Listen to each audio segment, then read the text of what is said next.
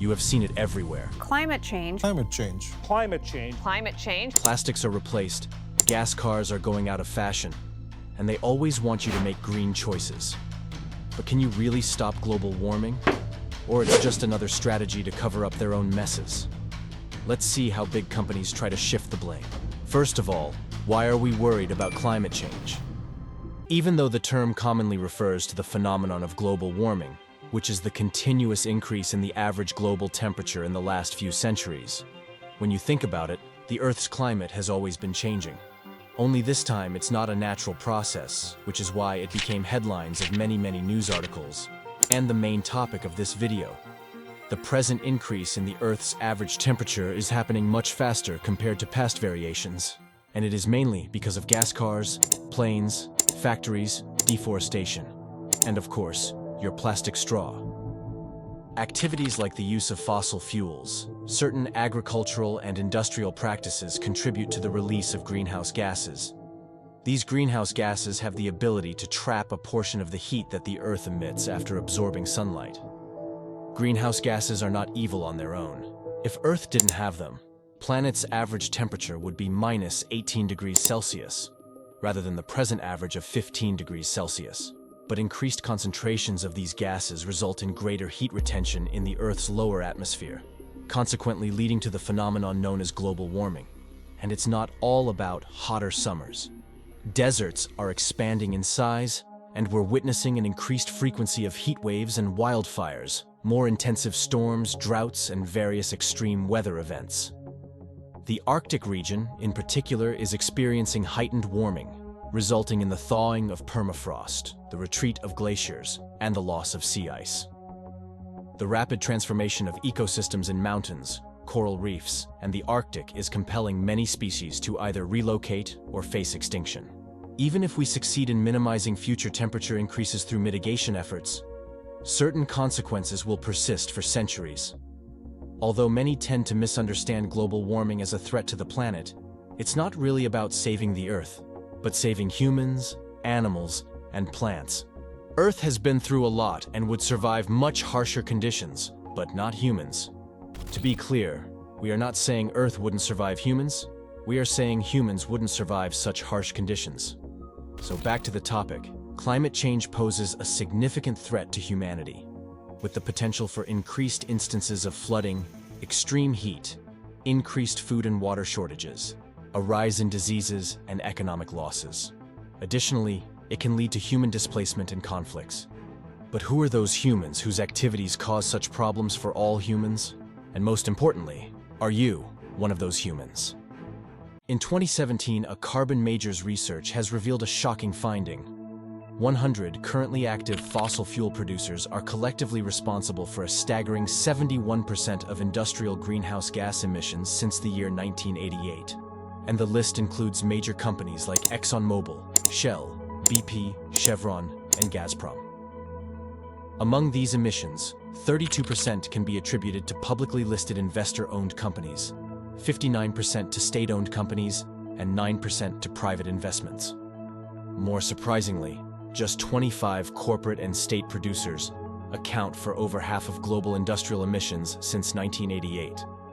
Another noteworthy observation is that fossil fuel companies and their products have generated more emissions only in the past 28 years than in the whole 237 years since Industrial Revolution until 1988. The report says that if the extraction of fossil fuels continues at the same rate observed between 1988 and 2017 for the next 28 years, global average temperatures could surge by 4 degrees Celsius by the end of the century.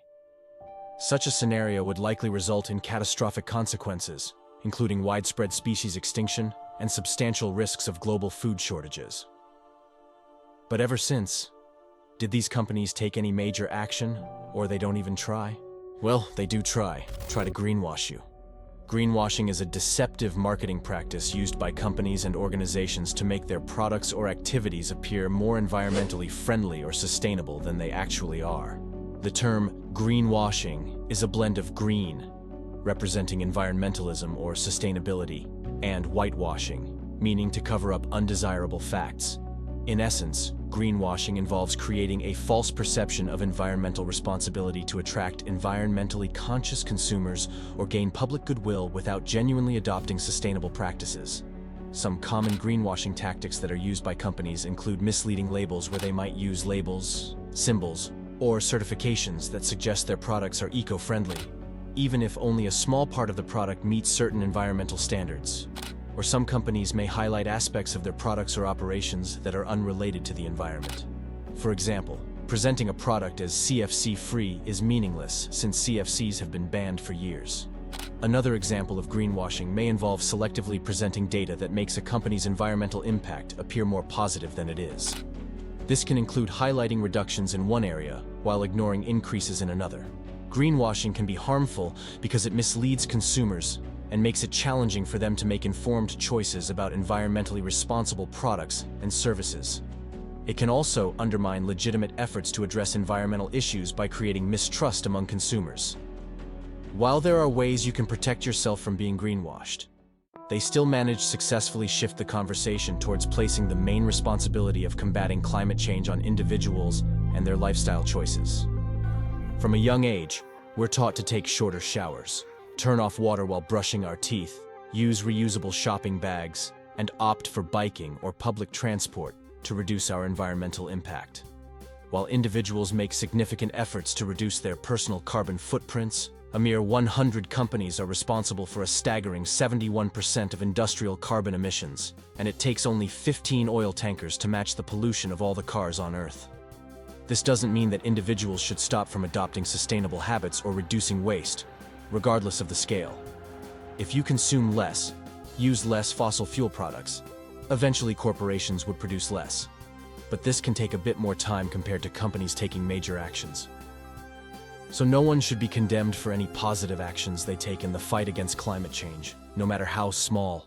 Also, in a world where the wealthiest 5% people account for 40% of greenhouse gas emissions, ordinary people should not be condemned so harshly for not doing anything.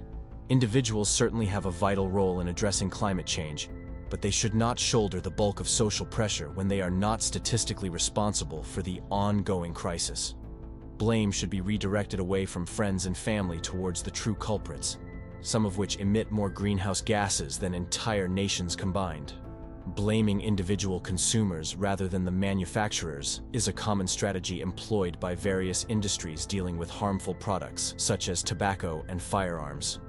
Additionally, the concept of flight shame has gained traction as a means to discourage air travel in response to the increasing carbon footprint of transportation emissions. However, it's important to acknowledge the negative aspects of shame. It can sometimes serve as a distraction, diverting your attention away from the principal culprits of climate change.